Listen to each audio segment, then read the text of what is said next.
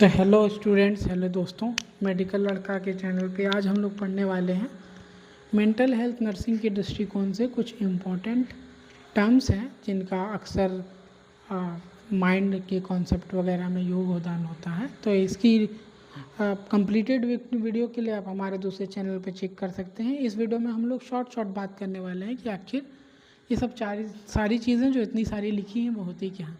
तो पहला है association of reasoning. Association of reasoning होता है जब कोई मेंटल पेशेंट के आइडिया एक दूसरे आइडिया से कोई भी मिले नहीं और वो बातें ऐसी करने लगे जिनका एक दूसरे से कोई लेना देना नहीं हो। जैसे अगर आपने उससे सवाल किया किसी मेंटल पेशेंट से कि तुम कहाँ रहते हो, तो वो बोलेगा कि मेरा नाम श्रवण कुमार था, मैंने 2 आदमी का मर्डर कर दिया। तो इसमें कोई भी आइडिया के बीच उसका कोई रेफरेंस नहीं है, तो इस कंडीशन को बोलते हैं association of reasoning.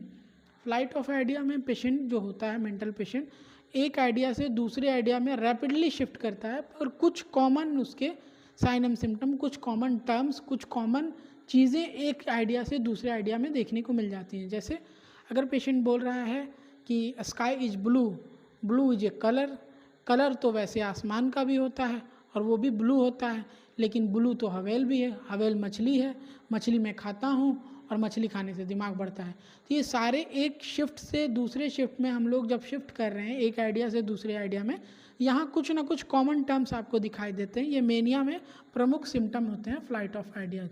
Kling association को बाद में पढ़ते हैं, पहले हम 2 टर्म देख लेते हैं, सर्कमस्टेंसिबिलिटी और टेंजेंशियलिटी। आपने किसी पेशेंट से उनका नाम पूछा और वो घुमा घुमा के जवाब दे रहा है। जैसे आपने पूछा कि तुम्हारा नाम क्या है, वो बोलेगा कि मैं एक बहुत अच्छा लड़का हूँ, मेरे घर में 2 गायें हैं, 3 बकरियां हैं, मैं बकरियां चराने जाता हूँ, मेरे पिताजी मेरी बहुत तारीफ़ करते हैं, वैसे पिताजी तो मेरे ही हैं और मेरा नाम मोनिश असगर है। तो जब घुमा के वो आपको आंसर देगा, किसी भी सवाल का जवाब वो घुमा के देगा, तो उसको बोलते हैं सर्कमस्टेंसिबिलिटी। और अगर वो घुमा के आपको जवाब नहीं दे, आपको सिर्फ घुमाता रहे, तो इसको बोलते हैं टेंजेंशियलिटी।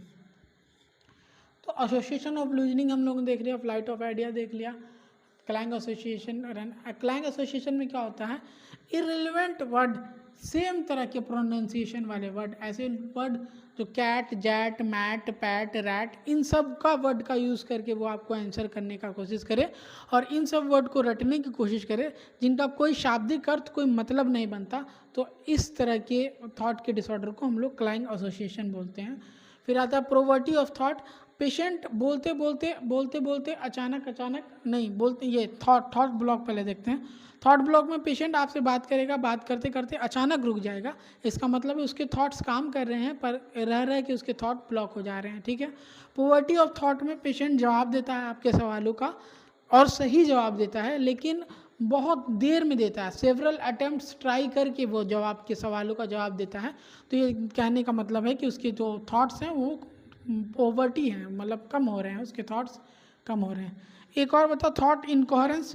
थॉट इनकोहेरेंस में होगा कि वो पेशेंट आपसे बात करेगा, बात करते वो जवाब भी देगा, पर जवाब देते वो ऐसा सोचेगा, ऐसा दिखाएगा आपको कि कुछ याद करने की कोशिश कर रहा है, कुछ तो है जो उसको रोक रहा है, कुछ तो ऐसे थॉट्स हैं जो इनकम्प्लीट वर्ड्स में आंसर कर रहा है, तो वो कराता है फिर से थॉट इनकोहेरेंस। आगे देखते हैं, एक बीमारी है हाइपोकॉन्ड्रियोसिस, इसको हम लोग डॉक्टर्स विजिट भी बोलते हैं। इसमें पेशेंट को ऐसा लगता है कि उसको कोई प्रॉब्लम है, डॉक्टर के पास जाता है, डॉक्टर उसके सारे साइन एंड सिम्टम चेक कर लेता है, सारे टेस्ट रन करा लेता है और पता चलता है कि उसको कोई भी प्रॉब्लम नहीं है, पर फिर भी उसको ये लगता है कि हमको कोई ना कोई प्रॉब्लम है। डॉक्टर की राय मानने के बजाय वो डॉक्टर ही चेंज करते रहता है, डॉक्टर विजिट नाम है। तो ऐसे डिल्यूजन को, ऐसे इसको बोलते हैं हाइपोकॉन्ड्रियोसिस। डिल्यूजन होता है फॉल्स फिक्स बिलीव होता है, किसी भी पेशेंट के, किसी भी इंसान को फॉल्स बिलीव हो जाता है कि ऐसा हो रहा है और इसका रियलिटी से या वास्तविकता से कोई लेना देना नहीं होता। तो ऐसे चीज़ को हम लोग बोलते हैं डिल्यूजन। डिल्यूजन मतलब फॉल्स फिक्स बिलीव, ये हम ऐसे भी कर सकते हैं, फॉल्स फिक्स बिलीव। अब डिल्यूजन के बहुत सारे टाइप्स हैं। एक और डिल्यूजन ऑफ रेफरेंस होता है।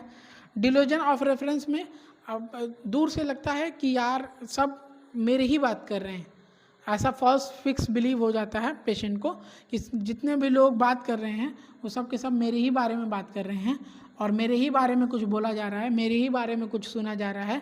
तो ये होता है delusion of reference. Delusion of persecution में, परसिवेशन का मतलब होता है शक, संदेह।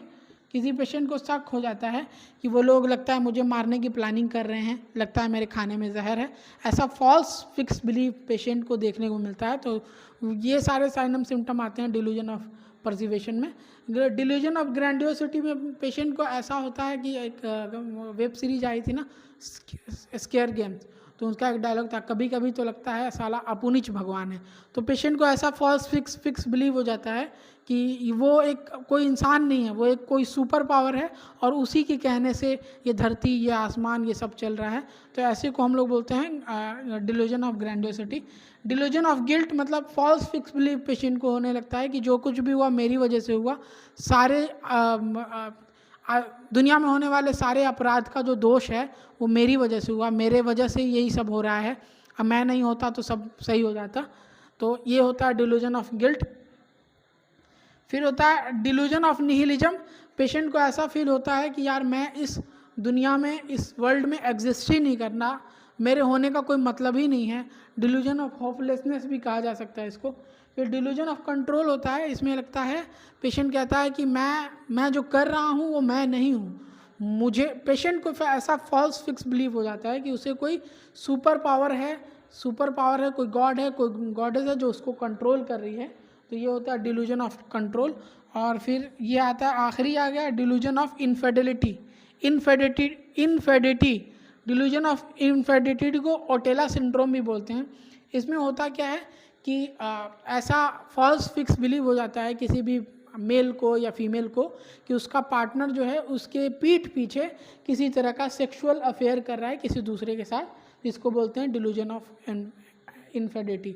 उम्मीद है मैंने बहुत कम समय में आपको ये सारे टर्म्स क्लियर कर दिए होंगे और ये सारे के सारे टर्म्स एग्ज़ाम्स की दृष्टिकोण से, यानी पॉइंट ऑफ व्यू एग्ज़ाम से बहुत ही इम्पॉर्टेंट होने वाले हैं।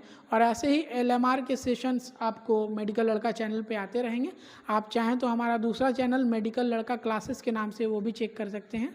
और अगर आप वीडियो में नए हैं तो कृपया चैनल को सब्सक्राइब करें, अपने दोस्तों को वीडियो शेयर करना ना भूलें। मैं मिलूँगा ऐसे ही किसी अन्य वीडियो के साथ, तब तक के लिए नमस्कार, अल्लाह हाफिज़, खुदा हाफिज़।